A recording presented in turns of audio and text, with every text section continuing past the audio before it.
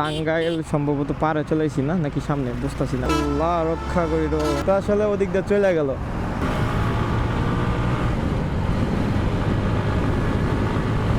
Accident তো ওইভাবেই হয়, কিছুই বলি নাই ভাই, কি বলবো বলেন।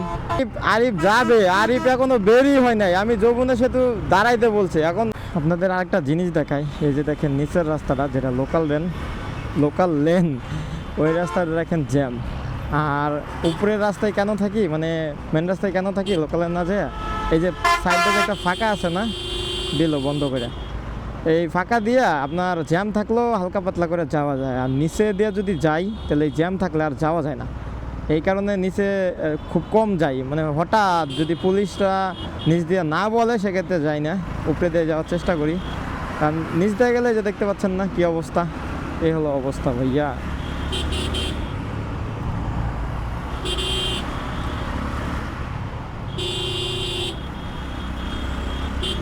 অলরেডি টাঙ্গাইল সম্ভবত পারে চলেছি না নাকি সামনে বুঝতেছি না। এটা কি হাবুডাঙ্গা উচ্চারণ আইতাছে।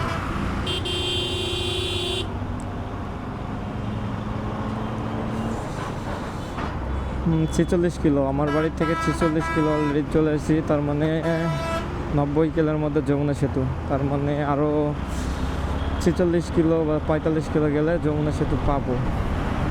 আরও 1 ঘন্টা 1.5 ঘন্টা রাইড করতে হবে, কিন্তু এইভাবে টানলে তো 2 ঘন্টা লাগতে পারে।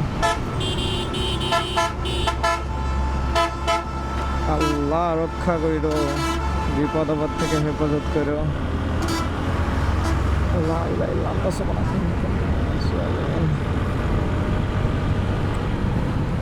এই যে ঈদের সময় যে সার্জেন্ট ভাইরা ডিউটি করে, এরা হলো কি বলবো ভাই, আমাদের জন্য যে পরিমাণ কষ্ট করে যা বলার মতো না। রোদ নাই, বৃষ্টি নাই, অন্তত ঈদের সময় যে কষ্টটা করে যেটা হলো খুবই দুঃখজনক।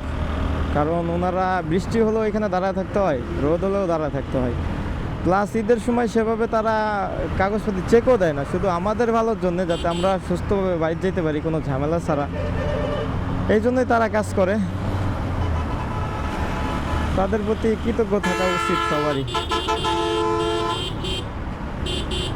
আল্লাহর রহমতে তাদের সাথে আমার কখনো ঝামেলা বাজে নাই বা তর্কাতর্কি হয় নাই, জানি না কোনো দিন হবে কি না। যদি বিনা কারণে আমারে ধরে বা মামলা দেওয়ার চেষ্টা করে তাহলে অবশ্যই তর্কাতর্কি হবে, কারণ আমি তাদেরকে বোঝানোর চেষ্টা করব। কারণ আমাকে একটা যে মামলা দিবে, এটা কোন কারণে দিবে এটা আমাকে জানতে হবে না,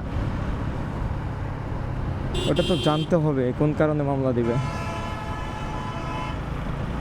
অনেক সার্জেন্ট ভাইয়ার আছে যারা বলে না কোন কারণে, হুট করে কাগজপাতি নাই নিয়ে মামলা দিয়ে বয়ে থাকে। আমি দেখছি ভাই, আমি শিকার হই নাই কিন্তু অনেক ভিডিওতে দেখছি। আর এই যে রাস্তার মধ্যে বোতল পড়ে থাকে ভাই, এইগুলোর থেকে একদম সাবধান থাকবেন।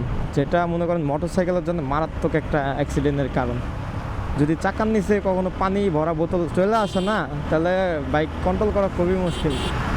অনেক সময় চলে আসে ভাই, আপনি বুঝতে পারবেন না। এই যে বোতলগুলো যেগুলা ঈদের সময় বেশি ফেলা হয়, যারা ফেলায় তারা তো আর বুঝে না যে কার ক্ষতি হবে, হুট করে জান্নাতে মারিয়ে দেয়।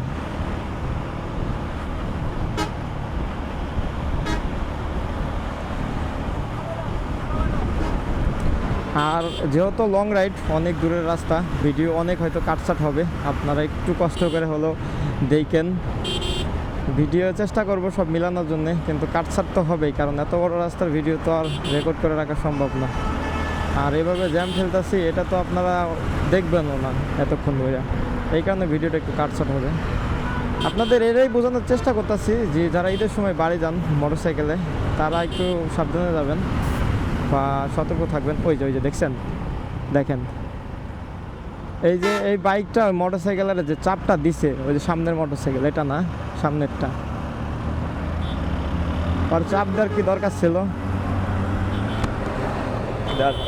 ও ইয়া দেওয়া যাইব, এ হলো মনে করেন যে কি বলবো, কথা বলার জন্যে ভাইজরটা খুলছিলাম হেলমেটের, কিন্তু আসলে ওদিক দিয়ে চলে গেল।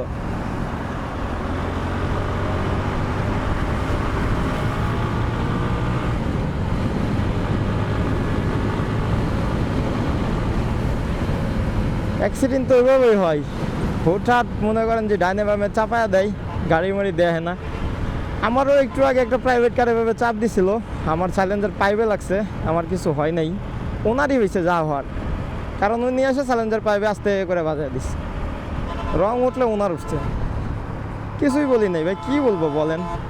কেডা ফোন দেয়? আব্বা। হ্যাঁ আব্বা।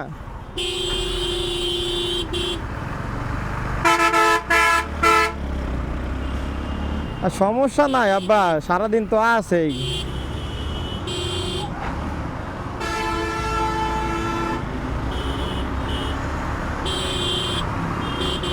আচ্ছা ঠিক আছে, সমস্যা নাই, বৃষ্টি হলে আমি দাঁড়ামনি। আর আমি তো চান আরিফ নাই, আরিফ আমার লগে যাইবো কইতাছে, কিন্তু ওরা আসতে আরো দেরি হবে, কারণ আমি কি সাথে কেউ নাই, একাই। না না, সাথে কেউ নাই, একাই।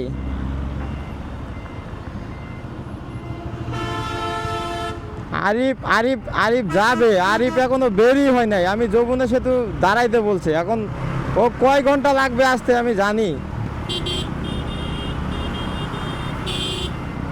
হ্যাঁ, ও যমুনা সেতু কার মোটর সাইকেল দিয়ে আসবে, আইসা আমার গায়ে পার হবে, বুঝতে পারেননি? কিন্তু ও তো ওর আসতে আর 2 ঘন্টা লাগবে, 2 ঘন্টা আমার বসে থাকা লাগবে, 2 ঘন্টা কি বসে থাকা সম্ভব? আচ্ছা ঠিক আছে, আচ্ছা ঠিক আছে, আমি যত যাচ্ছি তত মেঘ বাড়তেছে। আচ্ছা।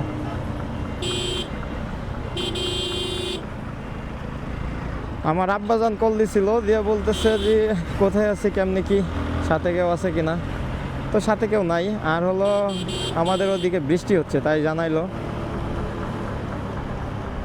আর যেভাবে মেঘ বাড়তেছে মনে হয় সামনে আমাকে বৃষ্টির ভিজা লাগবে, বৃষ্টির কারণেই কালকে আরো বাড়ানোর চেষ্টা করলাম না, আর আজকে আবার এই বৃষ্টির মুখে পড়বো।